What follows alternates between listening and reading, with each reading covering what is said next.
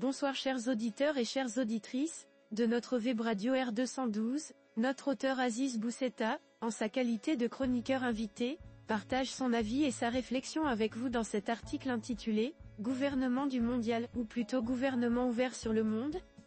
Le voici en podcast pour vous. Aziz Bousseta ouvre sa réflexion en posant le décor politique à l'approche des prochaines élections législatives de la manière suivante. À l'approche des élections législatives de 2026, les mots s'aiguisent et les couteaux se fourbissent, l'opposition, toujours tétanisée par ses scores de 2021, se réveille lentement de sa torpeur et, après avoir agité de vagues mains fatiguées, la voilà qui se met en ordre de bataille pour en découdre. Au sein de la majorité, l'ambiance est morose et teintée de méfiance mutuelle entre les trois partis qui la composent. L'ambition générale est de conduire, dès 2026, le gouvernement du mondial. Notre journaliste interroge alors les véritables intentions des responsables politiques face à cette échéance, en se concentrant sur une question centrale ainsi. Pourquoi nos actuels ministres chefs ou co-chefs de parti veulent-ils tant en être, de ce fameux gouvernement du mondial ? Pour ériger des stades et percer des autoroutes ? Le travail a déjà commencé, le foncier dégagé, les marchés publics attribués, les tâches distribuées, et le financement quasiment bouclé. Le ministre Présid Fouzilek Jaha, nommé par le roi Mohamed VI à cette fin, est à l'œuvre, avec son efficacité coutumière. Alors pourquoi ? Pour organiser la société marocaine à accueillir cet événement mondial, avec ses millions de visiteurs en un mois ? À la vérité, personne n'en parle, ni n'évoque même le sujet. Aziz Bousseta poursuit sa réflexion en avançant une hypothèse qui renvoie à des motivations plus personnelles qu'institutionnelles de cette manière. Pourquoi donc ?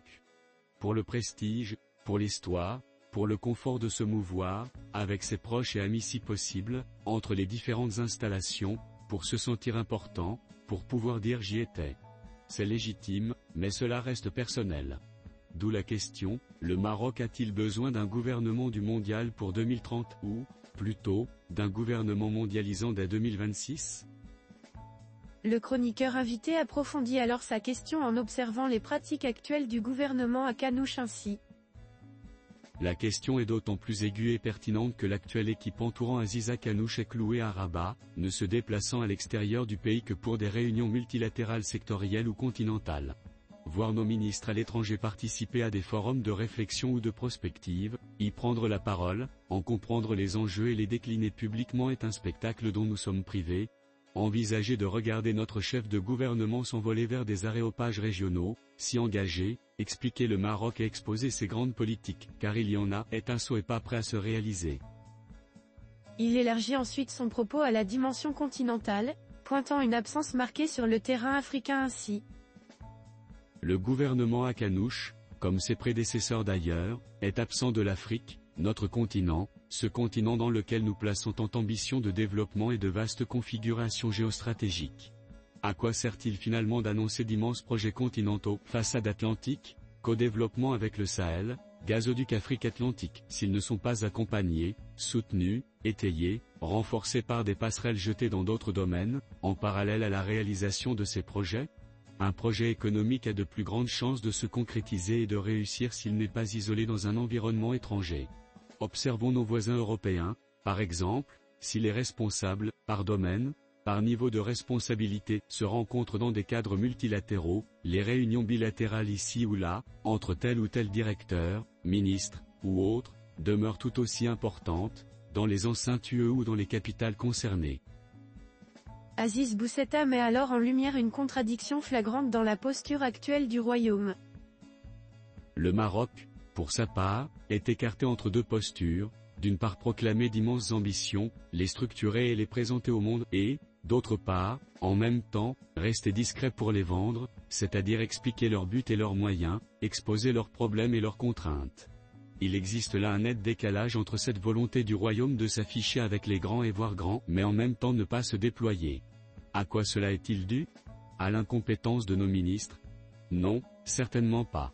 Alors peut-être à leurs agendas trop chargés ? Non plus. Sans doute donc qu'ils n'ont pas l'autorisation de voyager ?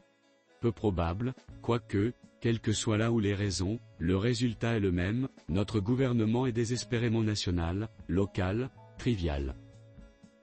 L'auteur revient ensuite sur le débat entre technocratie et politique, en plaidant pour une redéfinition du profil des ministres en ces mots.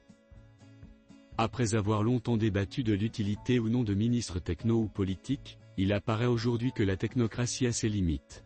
Un gouvernement est un organe politique et doit être peuplé de politiques, surtout dans ce monde actuel où les postures changent, les logiques se transforment, et où des positions nouvelles sont à prendre.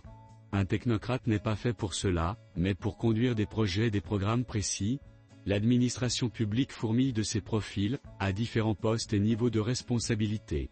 Laissons-les y prospérer, pour placer d'éminents politiques à la tête des ministères, des grandes villes et, le cas échéant, dans certaines grandes capitales. Il conclut sa réflexion en définissant les contours de ce que devrait être, selon lui, le véritable gouvernement du mondial en ces termes.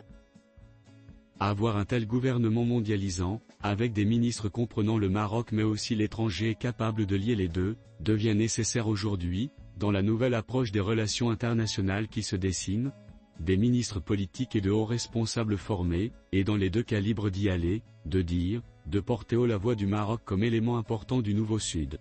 Et en ayant ce type de ministre, nous aurons aussi et dans le même temps ce fameux, gouvernement du mondial. Chers auditeurs de la web radio R212, merci d'avoir été à l'écoute de ce podcast et de partager avec nous ce moment d'échange et de découverte. Votre présence et votre fidélité sont notre plus belle récompense. On se dit à très bientôt, si vous le voulez bien. Avec toute notre gratitude, l'équipe de R212,